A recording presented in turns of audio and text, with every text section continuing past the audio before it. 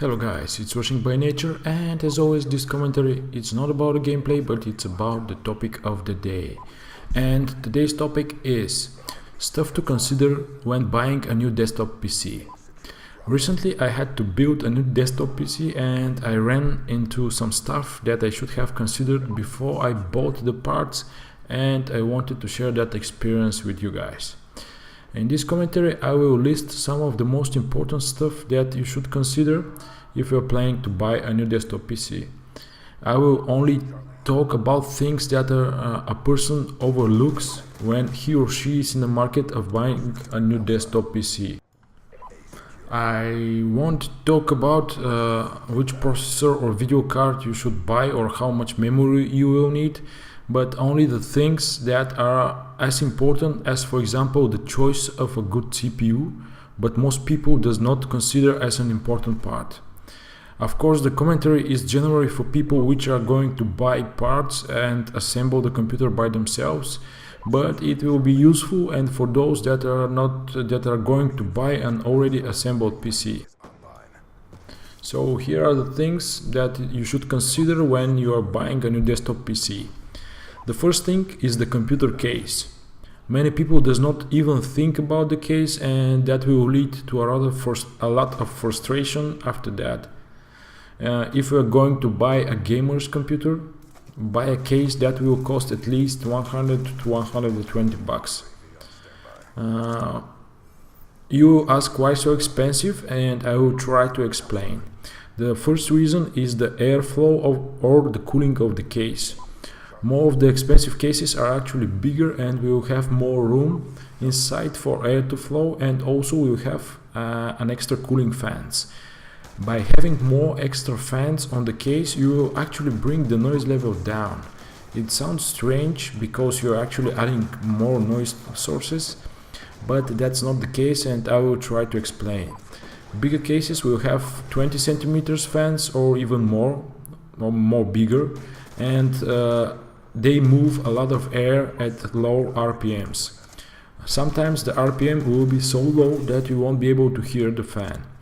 I will give you an example for this. If you buy a CPU with a box cooler, most of the times it will be a radiator with an 88 centimeters fan, which to be able to cool down the CPU when loaded, it will run at RPMs between 2500 and 5500.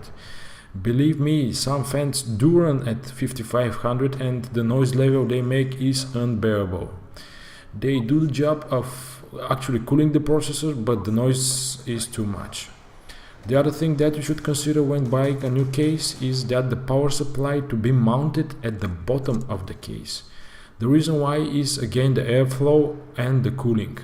When the PCU is mounted at the bottom of the case, it will actually suck air from outside of the case, not from the inside. This way the cooling will be more effective and the fan will run at lower RPMs, so the noise level will be down. The other reason is that if the power supply is mounted at the top of the case, it will be near the CPU. Since both components do generate a lot of heat when loaded, the cooling will be compromised because of that positioning. The second thing that you should consider when buying a new desktop PC is the power supply. Most of the time people just buy the cheapest power supply and they do not know that it's a very important part of the computer. The choice of power supply should be made at the end when you already have chosen every other component. There are actually a lot of web-based PCU calculators on the internet. With one you can actually calculate how much power you need on your PC. So you definitely should use one. You will have to enter every single component of the computer in such calculator, and it will tell you how much power in watts they will need. For example, if the calculator tells you that you will need 400 watts, then you should buy a power supply with at least 500 watts. The reason why is that you always need a reserve.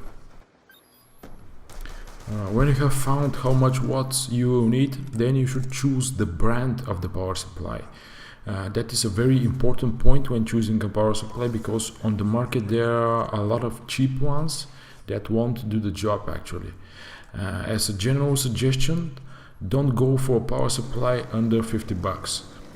If you find an unknown brand which will say 500 watts and will cost like 25 bucks, please don't buy it. The main difference between an unknown brand and a good one is actually the weight of the unit itself. If you take in one hand an unknown brand 500 watts PCU and in the other hand a known brand 500 watts PCU, you will understand what I mean. The good one will be like 5 times heavier than the cheaper one.